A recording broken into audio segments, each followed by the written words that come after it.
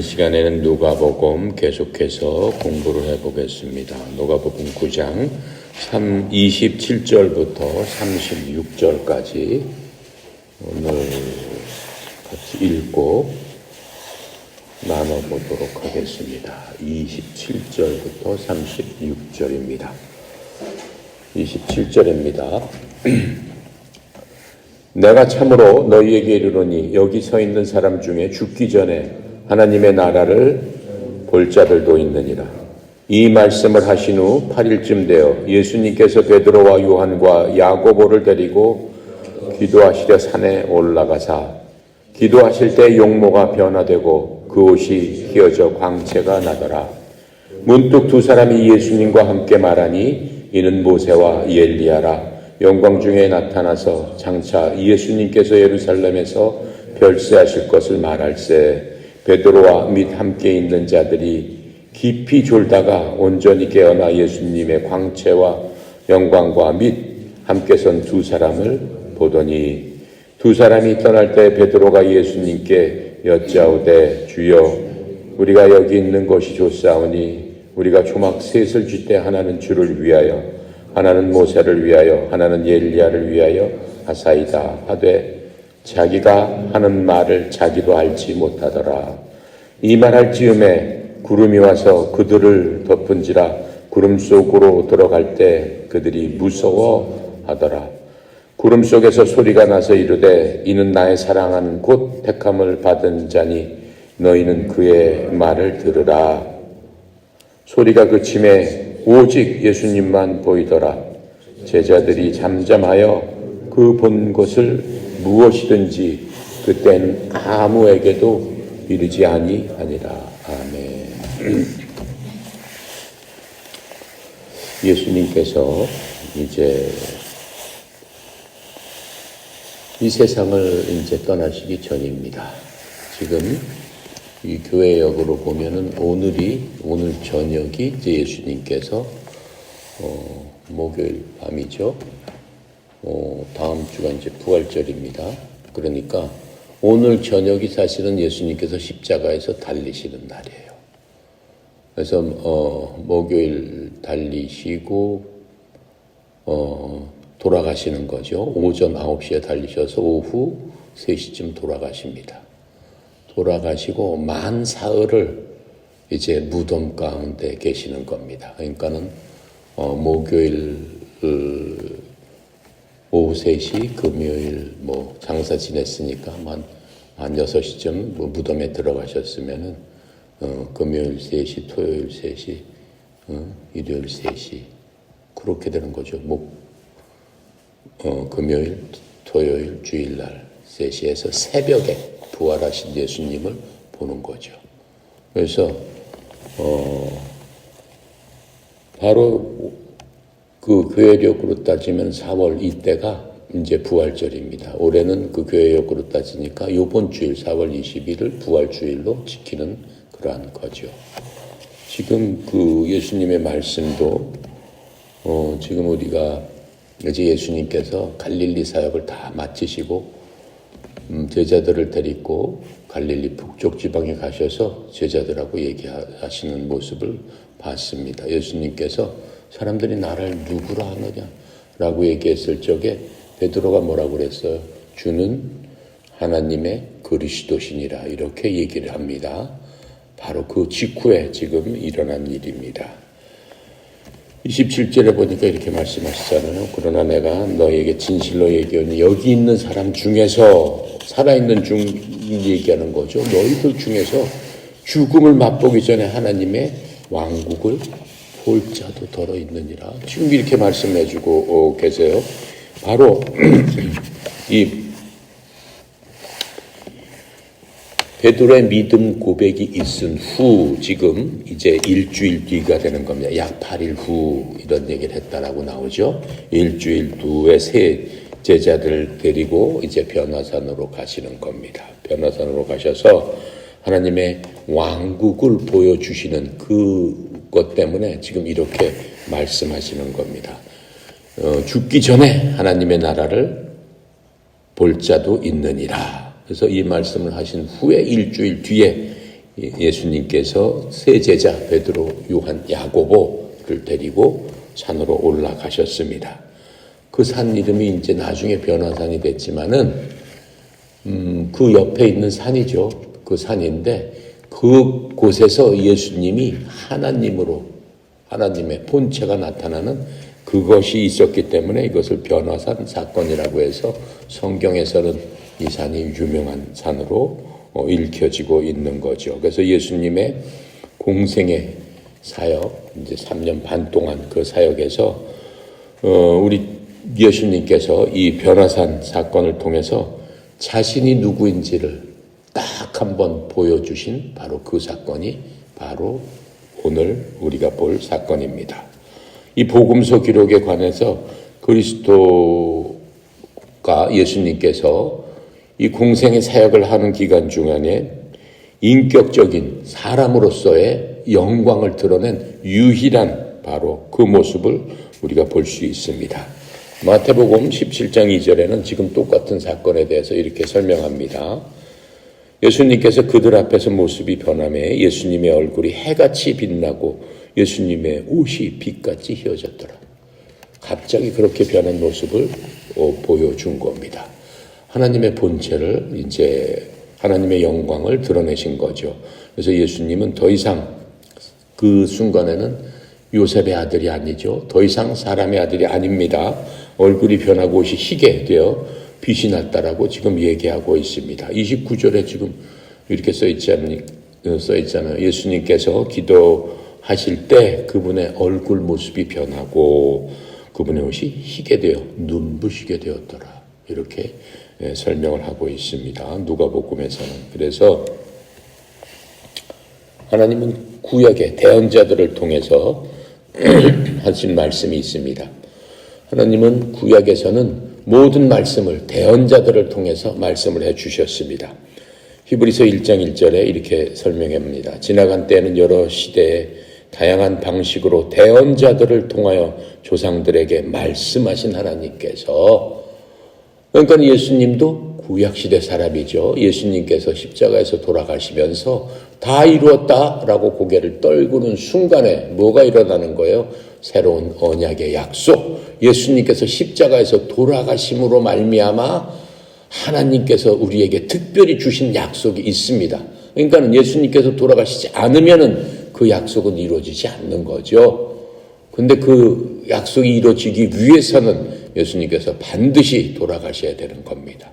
그래서 그때부터 돌아가시는 순간부터 신약시대가 열려지게 되는 겁니다. 그런데 구약시대 그 대언자들을 대표하는 대언자들이 많이 있습니다. 수십 명의 대언자들이 구약성경에는 4,000년의 역사 동안 나오게 되는데 그 중에서 대표적인 대언자를 뽑아 보세요 라고 하면 두 사람을 꼽을 수 있습니다. 그 첫째가 모세고 또 엘리야가 그 대언자입니다.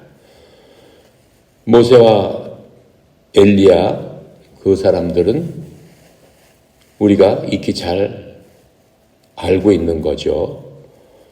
또 왕국을 이루려면 왕이 있어야지, 왕이 있을 적에 나라가 세워지고 왕이 있는 나라를 왕국이라고 하는 겁니다. 그래서 앞으로 왕으로 오실 예수님과 모세와 엘리야가 이것을 확증하기 위해서 이 셋이서 지금 대화하고 있다라고 하는 것들을 볼 수 있어요. 30절에 그 얘기가 나오죠. 보자, 두 사람이 예수님과 얘기하고 있는데 그 사람은 모세와 엘리야더라. 지금 이렇게 얘기하고 있는 겁니다. 구약에서 보면은 메시아, 하나님의 메시아, 하나님께서 보낸 이 온 세상 사람을 위한 구원자, 메시아 그리스도가 오신다라고 하는데 하나는 고난 중에 오시고 또 하나는 영광 중에 오실 것이다 라고 하는 두 줄기의 예언이 있습니다. 두 줄기의 예언이 있는데 첫 번째로는 고난당하는 메시아에 대해서 구약 성경에서 상세하게 얘기하고 있습니다.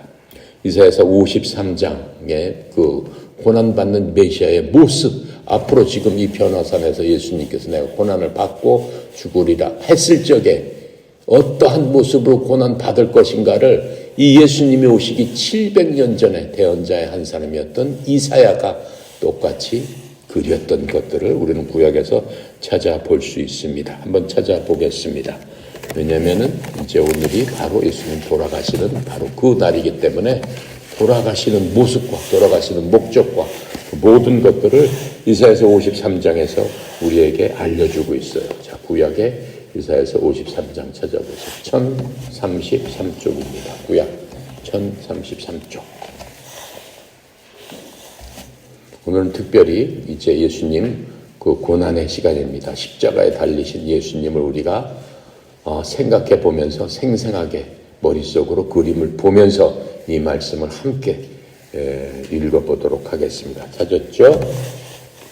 자, 함께 읽어보겠습니다. 이사야 53장입니다. 우리가 전한 것을 누가 믿었느냐?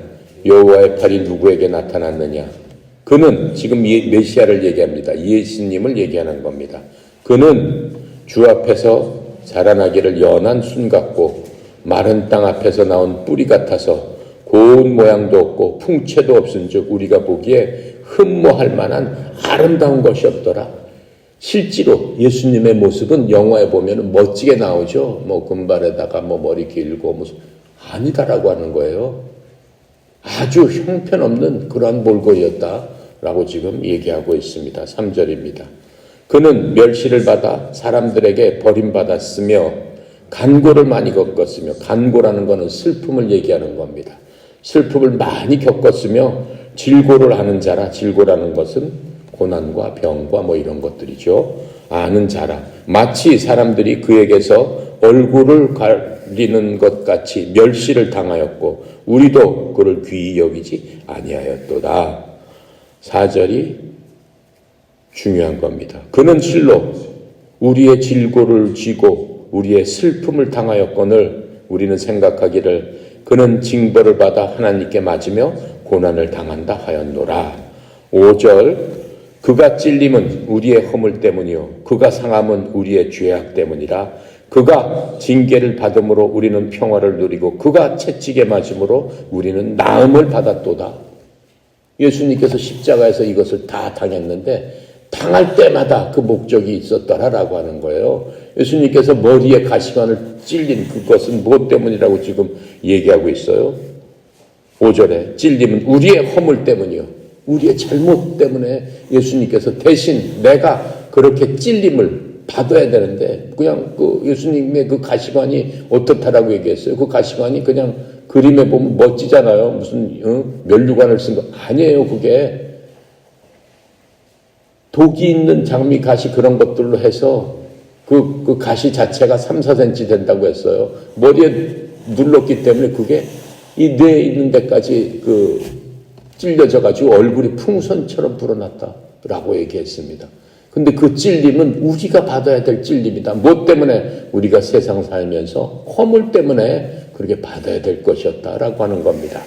그 다음에 또 그가 상함은 우리의 죄악 때문이라. 예수님은 그것뿐만 아니잖아요. 채찍에 맞아서 또 창에 찔려서 못에 박혀서 몸이 완전히 그 걸레짝이 됐잖아요.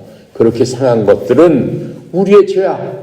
우리가 태어나면서 여태까지 지었던 그 죄악 때문에 우리가 그렇게 당해야 되는데 그 예수님께서 날 위해서 여러분들을 위해서 그렇게 상함을 당했다라고 하는 겁니다. 그래서 이렇게 징계를 받음으로 우리는 평화를 누리고 더 이상 우리한테는 이러한 고난이 없기 때문에 우리는 평화롭게 살 수 있다라고 지금 말씀하시는 겁니다.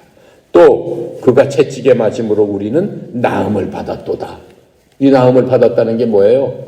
예수님께서 빌라도 법정에서 로마 군사로 하여금 세워놓고 가죽에 쇠붙이가 달린 채찍으로 등짝을 후려쳐가지고 예수님 등짝에 피가 흐르고 뼈가 보이도록 맞은 바로 그 채찍. 예수님께서 채찍으로 맞음으로 말미암아 병남을 얻었더라. 무슨 얘기예요? 내가 아프고 병남은 게 내가 만약 이 말씀을 온전히 내 걸로 받아들이고 믿었을 적에는 병이 날 수 있다라고 하는 거예요. 암에 걸린 병이 날 수 있고, 이 모든 병을 주님께서 짊어졌도다라고 지금 얘기하고 있는 겁니다. 육체의 병뿐만 아니라 우리의 영혼의 병도, 정신병 같은 게 영혼의 병 아니겠습니까? 정신 질병 아니겠습니까? 혼적인 병도 주님께서 채찍에 맞음으로 말미암아 다 나음을 받았더라. 우리가 이것을 믿었을 적에 그 모든 일들이 어디서 일어난다? 믿는 사람에게 일어난다라고 하는 겁니다. 6절 우리는 다 양 같아서 그릇 행하여 각기 제 길로 갔거늘 여호와께서는 우리 모두의 죄악을 그에게 담당시키셨도다.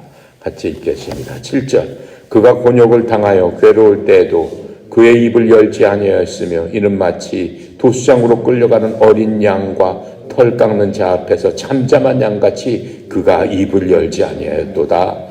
그는 곤욕과 신문을 당하여 끌고 갔으나 그 세대 중에 누가 생각하기를 그가 살아있는 자들의 땅에서 끊어짐이 마땅히 형벌받을 내 백성의 허물 때문이라 하였으리요. 그는 강포를 행하지 아니하였고 그의 입에 거짓이 없었으나 그의 무덤이 악인들과 함께 있었으며 그가 죽은 후에 부자와 함께 있었도다. 예수님께서 그렇게 신문을 당할 적에는 전혀 그런 사실을 몰랐도다. 지금 얘기하는 겁니다. 그 양반이 그냥 그렇게 흉폭한 죄를 졌기 때문에 저렇게 죽는 거지. 비참하게 죽는 거지. 이렇게 생각했더라라고 하는 겁니다. 10절입니다. 여호와께서 그에게 상함을 받게 하시기를 원하사 질고를 당하게 하셨은즉 그의 영혼을 속건 제물로 드리기에 이르면 그가 씨를 보게 되며 그의 날은 길 것이요 또 그의 손으로 여호와께서 기뻐하시는 뜻을 성취하리로다. 11절입니다. 그가 자기 영혼에 수고한 것을 보고 만족하게 여길 것이라. 나의 의로운 종이 자기 지식으로 많은 사람을 의롭게 하며 또 그들의 죄악을 친히 담당하리로다. 12절입니다. 이건 부활을 얘기하는 겁니다. 그러므로 내가 그에게 존귀한 자와 함께 몫을 받게 하며 강한 자와 함께 탈취한 것을 나누게 하리니 이는 그가 자기 영혼을 버려 사망에 이르게 하며 범죄자 중 하나로 헤아림을 받았음이니라. 그러나 그가 많은 사람의 죄를 담당하며 범죄자를 위하여 기도하여 합니다. 주님께서는 그렇게 고난을 당하고 그렇죠. 범죄자들을 위해서 끝까지 십자가에서 기도하시는 주님의 모습 보잖아요. 그렇게 다 당했는데 옆에 강도가 그랬잖아요. 주여 주님 나라에 임하실 적에 저 좀 구원해 주세요. 저 좀 살려주세요. 뭐라고 얘기하셨어요?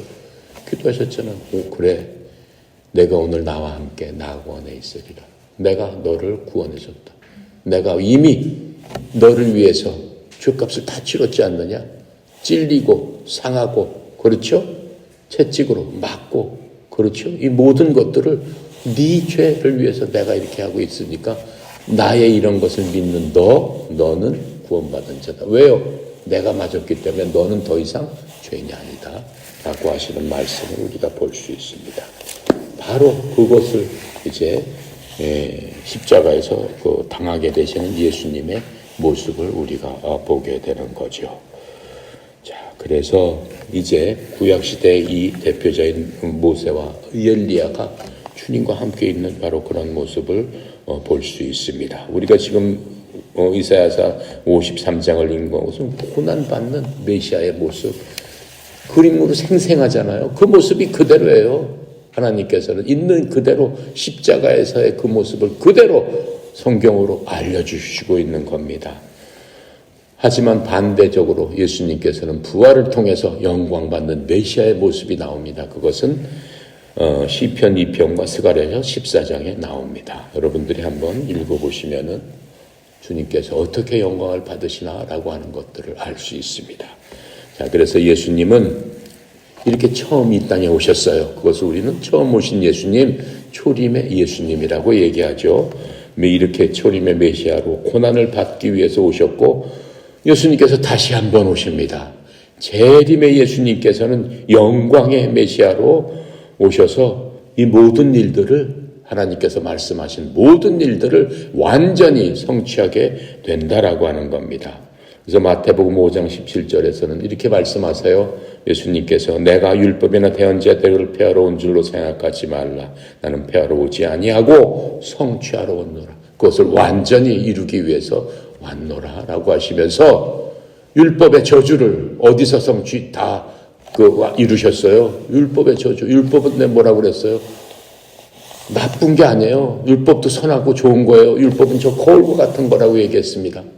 여러분 항상 여기서 운동하니까 거울 보면서 저게 율법이구나. 뭘 비춰보라는 거예요? 나의 잘못된 것, 내 양심에 반한 것들을 비춰보라는 게 율법이에요. 하지만 율법은 고쳐줄 수는 없어요. 그냥 나에게 알려주면서 내가 그것을 비춰보니까 너 자신이 얼마나 죄인이고 얼마나 더러운 자고 얼마나 죄악 가운데 있는 자냐? 너 자신을 알아라. 계속 이렇게 얘기를 해주고 있습니다.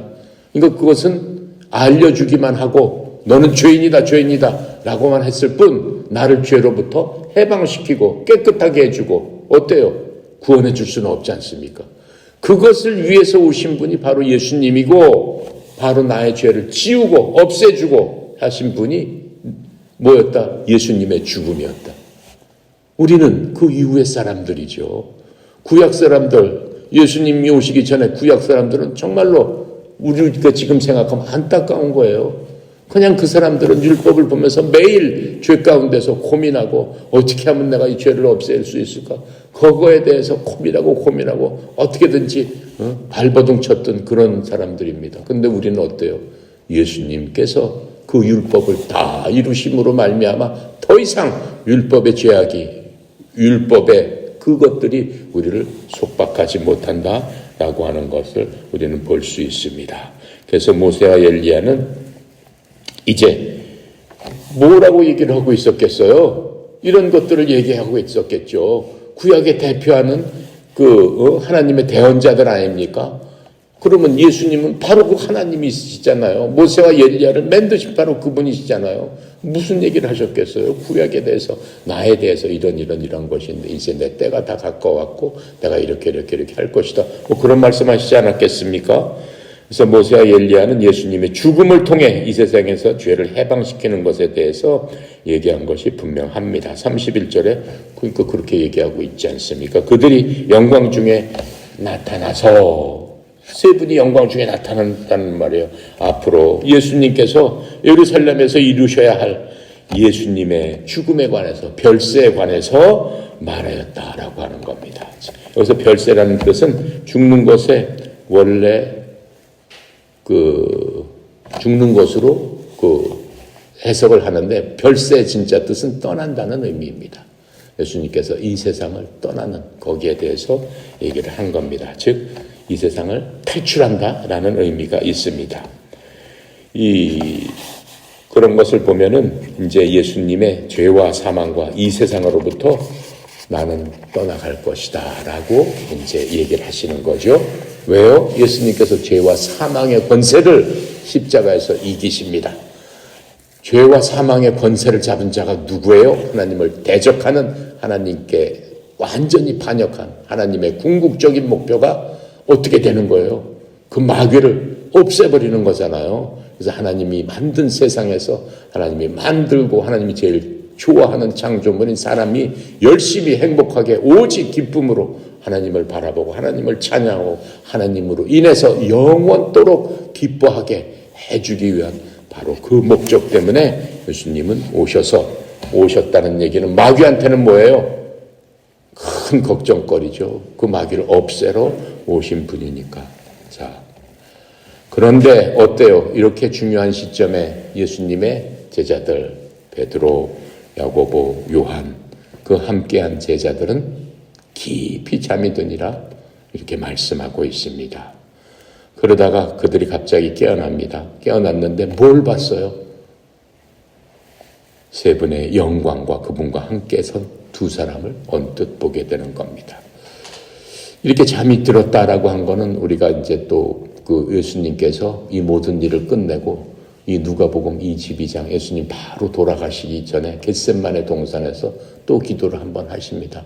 십자가의 죽음을 앞두고 그때도 베드로, 요한, 야고보를 데리고 산 위에 올라가십니다. 이제 내가 죽는데 너희들 여기 앉아서 나를 위해서 기도해. 기도할 거야 아닙니까? 근데 바로 잠이 들어버려요. 똑같이.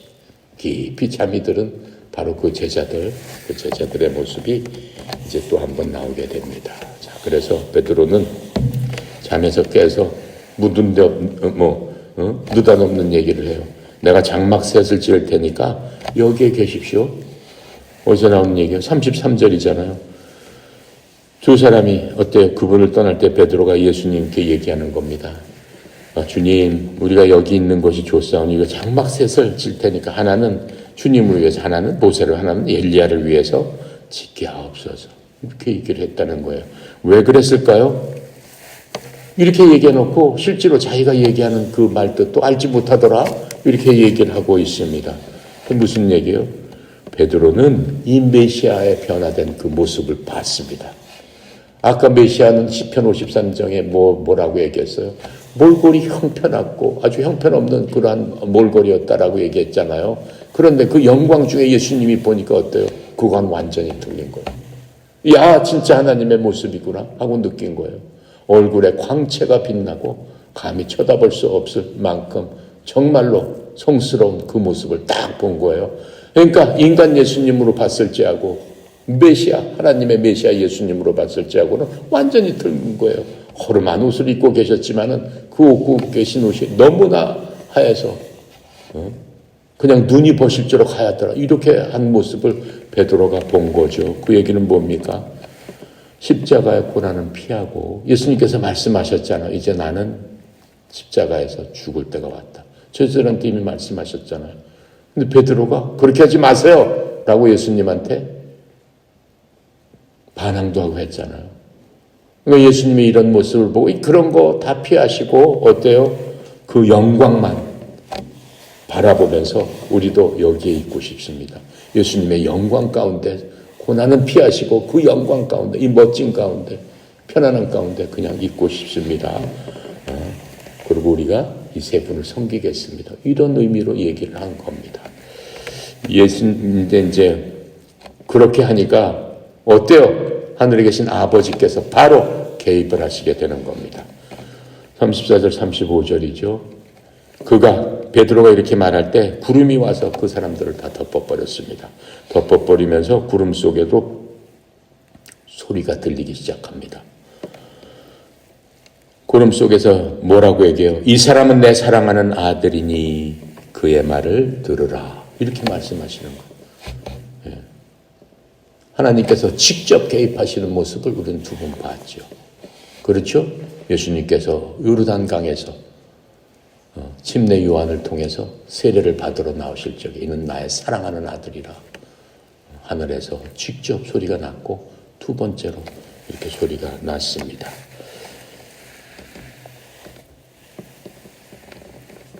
이렇게 예수님께서 제자를 데리고 갔을 적에 이렇게 변화하게 된 것의 이유는 무엇이었을까요? 한 가지는 뭡니까? 바로 변하기 전에 베드로 나를 누구라느냐 할 적에 베드로가 뭐라고 얘기했어요? 주님은 하나님의 그리스도시니라 이렇게 얘기했어요. 예수님의 신성에 대해서 베드로가 고백을 했습니다. 거기에 대해서 하나님께서 맞다라고 하는 것을 지금 보여주고 있는 것이 그 이유 중에 하나입니다. 즉 예수님이 하나님의 아들이라는 것, 하나님이시라는 것을 인정하는 그것들을 현실적으로 보여주시는 겁니다. 또 이 요한복음 1장 14절에는 이런 말씀이 있습니다. 말씀이 육신에 우리 가운데 거하시며 우리가 그분의 영광을 보니 하나님의 독생하신 분의 영광이요. 베드로가 얘기한 거죠. 영광이요. 은혜와 진리가 충만하더라. 그냥 인간으로 봤을 때하고는 그 모습만 봤어도 모든 것이 느껴지는 겁니다. 그래서 예수님께서 이제 예루살렘으로 자신의 죽음을 위해서 가시기 시작하는 겁니다. 이것도 이제 예수님께서 결정하시고 나는 간다라고 하셨잖아요. 예수님의 죽음의 길을 아버지 하나님께서 아들에게 격려하시는 방법 중에 하나가 될 수 있는 겁니다. 자, 그리고 이제 예수님께서 이 땅에서의 사역을 마지막으로 이제 하시는 거죠. 마지막 하시는 바로 그 주에 마지막 날에 다시 말씀하셨습니다. 어디서 얘기하고 있느냐? 요한복음 12장 23절부터 28절 말하자면은 돌아가시기 직전에, 지금쯤에, 또 지금 바로 전에 이제 말씀하시는 겁니다.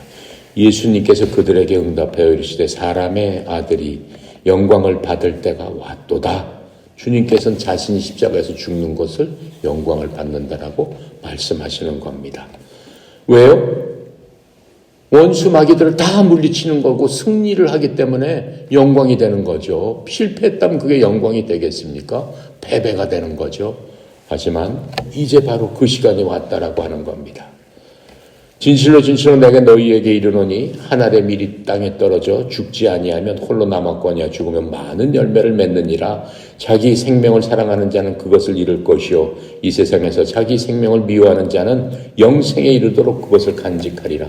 어떤 사람이 나를 섬기면 그는 나를 따를지니라. 내가 있는 곳에 거기에 내 종도 있으리니 어떤 사람이 나를 섬기면 내 아버지께서 그를 존귀하게 여기시리라. 지금 내 혼이 괴로우니 내가 무슨 말을 하리요? 아버지여 이때로부터 나를 구원하여 주옵소서. 그러나 내가 이런 까닭에 이때까지 왔나이다. 아버지여 아버지의 이름을 영화롭게 하옵소서 하시니 이에 하늘로부터 음성이 나서 이르시되 내가 이미 그것을 영화롭게 하였고 다시 영화롭게 하리라 하시니라. 이 음성을 바로 돌아가시기 전에 한 번 더 듣게 되는 겁니다. 그래서 예수님께서 돌아가시기 전에 바로 그 심정을 제자들에게 이렇게 고백하고 있는 것들을 우리가 볼 수 있습니다. 바로 이 음성은 여러분과 나한테 주시는 바로 그 음성입니다. 그 십자가의 고통을 넘어서는 것들, 이 영광의 날이 가까이 왔다라고 말씀하시잖아요. 근데 한편으로는 내 혼이 괴롭다 이렇게 말씀하셨어요. 혼이라는 건 뭐예요? 인간의 정신을 얘기하는 겁니다. 예수님도 영혼 육을 갖고 계셨어요. 우리랑 똑같은 인간이십니다. 한편으로 인간으로 봤을 적에는 못에 박히는 그 괴로움을 여러분과 나하고 똑같이 느끼는 거예요. 그렇죠? 장미꽃에 가시에 찔려도 따끔하고 아픈데 그 대못에 양손과 양발과 쿵쿵 하면서 그 몸에 찢기는 그것을 생각하시면은 얼마나 힘들고 괴로우시겠어요. 그 혼이 괴로우니라 이렇게 말씀하시는 겁니다. 참 인간의 모습을 보여주시는 모습이에요. 하지만 하나님으로 오신 그분의 그 목적은 고귀하고 하나님의 뜻이기 때문에 어때요? 영광이 그 뒤에는 바로 일어나게 되는 거죠. 예수님께서 그렇게 돌아가심으로 말미암아 어때요? 하나님께 가졌던 인간의 모든 그 죄악, 우리가 이사야서 53장에서 봤잖아요. 죄와 허물과 이런 병들과 이 모든 것들을 고쳐주시고 돌아가시는 그 모습. 그렇게 됨으로써 원수 마귀는 어때요? 부활하심으로 말미암아 패배되게 되는 것.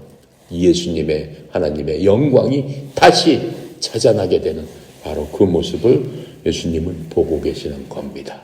예수님도 인간의 모습으로 오셨을 때 우리랑 똑같이 비전과 꿈을 가시고 그 비전과 꿈이 이루어지시는 것을 바로 보시면서 이 모든 것이 이루어졌을 적엔 하나님 앞에 큰 영광이었더라 라고 얘기하십니다. 그래서 항상 주님께서 말씀하시고 믿는 사람들은 그와 같은 비전과 꿈을 갖고 현실을 바라보지 말고 내 혼이 괴로울지라도 어떤 걸 바라보려는 거예요?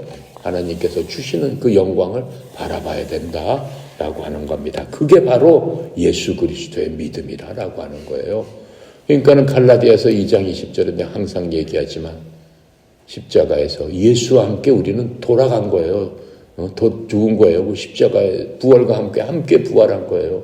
그래서 이 땅에 사는 삶은 바로 그 그리스도의 믿음을 갖고 우리가 살아야 된다라고 하는 거예요. 왜요? 우리 속에 바로 부활하신 예수님께서 함께 계시겠다라고 약속하시고 실제로 성령님을 통해서 우리 속에 함께 계시기 때문에 우리는 충분히 그러한 믿음으로 이 세상을 넉넉히 이기고 살 수 있습니다. 자, 그래서 이제 십자가 고통을 넘어서는 것은 뭡니까? 왕자의 영광입니다.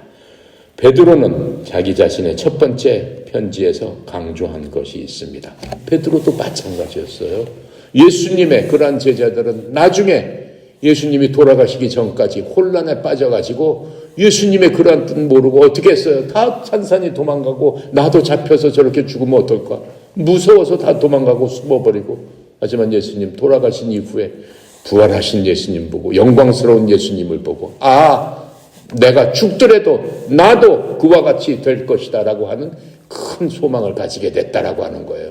그 큰 소망이 있음으로 생기는 마음의 기쁨과 평강이 현실에 있는 어떠한 어려움도 이길 수 있었더라 라고 베드로가 지금 얘기하고 있는 겁니다. 그래서 베드로전서 4장 12절부터 5장 4절까지 내가 읽을 테니까 여러분 잘 들으시고 우리가 이 마음으로 살아야 되는 겁니다. 사랑하는 자들아, 너희를 단련하고 오는 불 같은 시련에 관하여는 마치 이상한 일이 너희에게 일어난 것 같이 이상히 여기지 말고 오히려 너희가 그리스도의 고난에 참여하는 자가 됨으로 기뻐하라. 이것은 그분의 영광이 드러날 때 너희가 넘치는 기쁨으로 또한 즐거워하게 하려 함이니라. 너희가 그리스도의 이름으로 인해 비방을 받으면 행복한 자로다. 영광의 영 곧 하나님의 영께서 너희 위에 머물러 계시느니라. 그분께서 그들 편에서는 비방을 받으시나 너희 편에서는 영광을 받으시느니라. 원수들은 그렇게 하지만 하나님의 편에서는 영광이 된다라고 지금 말씀하고 있는 겁니다. 그러나 너희 중에 아무도 살인자나 도둑이나 악을 행하는 자나 남의 일에 참견하는 자로 고난을 받지 말라. 세상 살면서 그렇게 될 수 있다라고 하는 거예요. 근데 그런 걸로는 세상 일로 너희들이 그 나쁜 일을 악을 행해서 고난을 받지 말아라 그러는 거예요. 하지만 그렇게 받을 때도 있습니다. 어쩔 수 없어서. 뭐라고 말씀하세요? 그 다음 절에. 그럼에도 불구하고 어떤 사람이 그리스도인이고 그리스도인이 그렇게 했다면은 지금 뭐라고 말씀하시는 거예요? 그리스도인으로서 그럼에도 불구하고 고난을 받으면 그는 부끄러워하지 말고 오히려 이 일로 해서 하나님께 영광을 돌려라. 이렇게 말씀해 주시는 겁니다.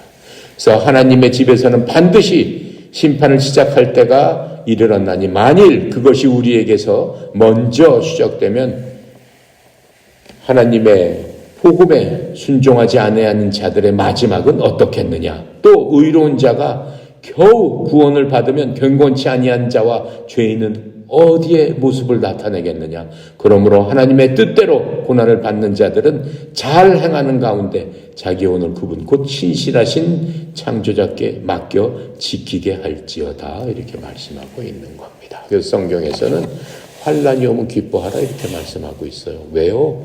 환난이 오는 불시험이 너희들을 연단해서 정금같이 너희들을 하나님의 일에 사용하려 함이라. 주님 그렇게 말씀하시는 거예요. 여러분의 어떠한 세상적인 힘들고 어려운 일이 올 적에도 믿음으로 봤을 적에는 그것을 통해서 하나님께서 연단하신다라고 하는 거예요. 연단하는 게 어떻게 되는 거겠어요? 더욱더 하나님 앞에 가까이 가고 더욱더 하나님을 찾고 하나님께 의지하고 의뢰하는 그러한 마음으로 하나님을 알게끔 하신다라고 했어요. 그래서 이 법칙이 뭐냐면 환난하게 되면 인내를 하나님께서 주게 됩니다. 참는 겁니다. 환난은 인내를 하는 사람한테는 하나님께서 인내를 오래 하게 되면 단련이 되는 겁니다. 연단이 되는 겁니다. 환난은 인내는 연단 가운데서 그 사람들이 그냥 계속 참고만 있는 게 아니에요. 무슨 소망을 갖고 있어요? 아버지 하나님께서 나에게 비전과 꿈을 주셨으니 그것이 반드시 이루어질 것을 나는 소망합니다 하고 그 소망을 바라보면서 연단을 하는 거죠. 그렇죠? 그리고 그 소망 이후에는 하나님의 보좌와 하나님의 영광이 있다라고 하는 겁니다. 이게 믿음의 법칙인 겁니다. 그래서 이제 그 27절에 예수님의 말씀 뭡니까? 27절에 뭐라고 그랬어요? 너희 줄 중에 죽기 전에 하나님의 나라를 볼 자도 있느니라. 이렇게 맨 처음에 시작하면서 말씀하셨잖아요. 이것은 하나님의 약속된 왕국에 대한 그림이기도 합니다.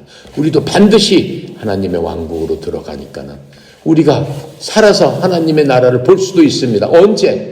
만약 살아있는 동안 주님께서 재림을 하시게 되면 우리는 그 왕국에 참여하고 하나님의 나라를 볼 수 있는 자들이 되는 거겠죠. 이해가 갑니까?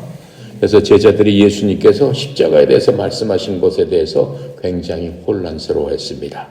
맨 처음에는 우리는 지금 혼란스럽지 않아요. 무슨 예수님이 당연히 돌아가셨지. 날 위해서 돌아가셨지만 제자들 입장에서는 너무 혼란스러웠습니다.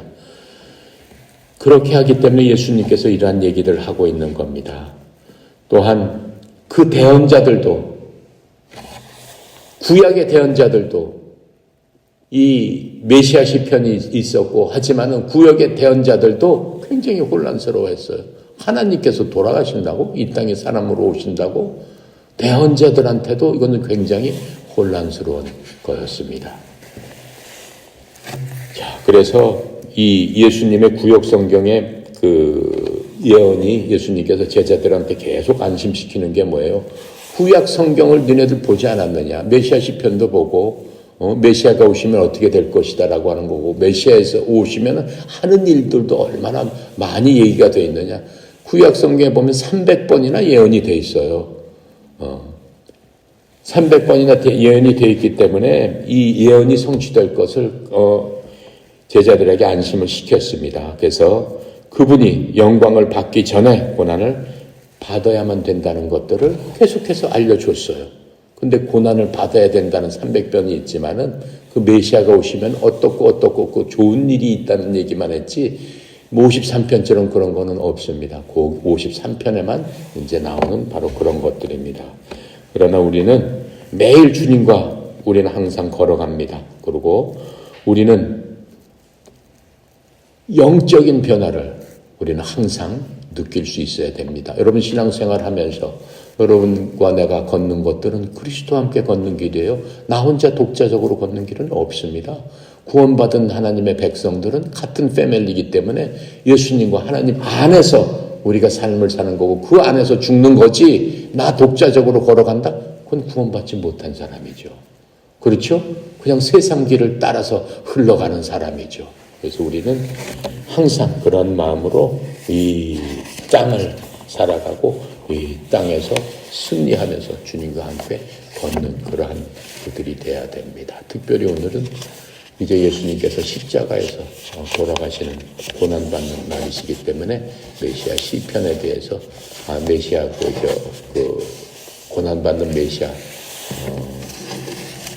이사야서 53장에 대해서 한 번 더 여러분 시간 있을 적에 한 번 더 읽어보고 바로 그 모습의 메시아를 내가 믿는 거구나. 내가 믿는 메시아가 바로 나를 위해서 이렇게 하셨구나 라고 하는 게 내 마음속에 뿌리 깊게 내려져야 됩니다. 바로 그게 내가 얘기했죠.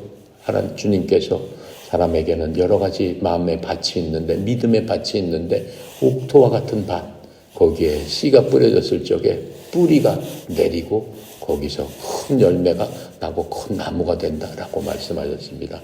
바로 그 씨앗이 우리가 읽은 메시아 시편, 메시아 고난받는 메시아의 말씀 이사야서 53장입니다.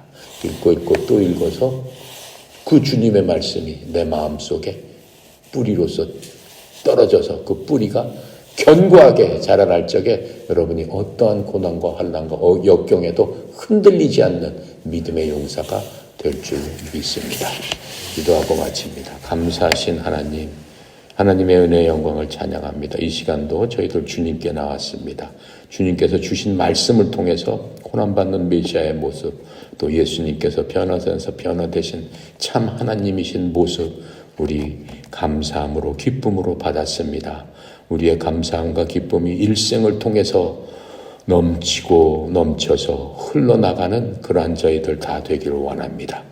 특별히 주님께서 십자가에 달리시는 바로 이 순간에 저희들 주님을 묵상하며 온전히 주님의 고난에 육체적으로는 동참하지 못하지만 영적으로 동참해서 주님을 더욱더 바라고 주님께서 베푸신 그 사랑의 감격으로 주님을 더욱더 사랑할 수 있는 저희들 다 되도록 축복하여 주시옵소서.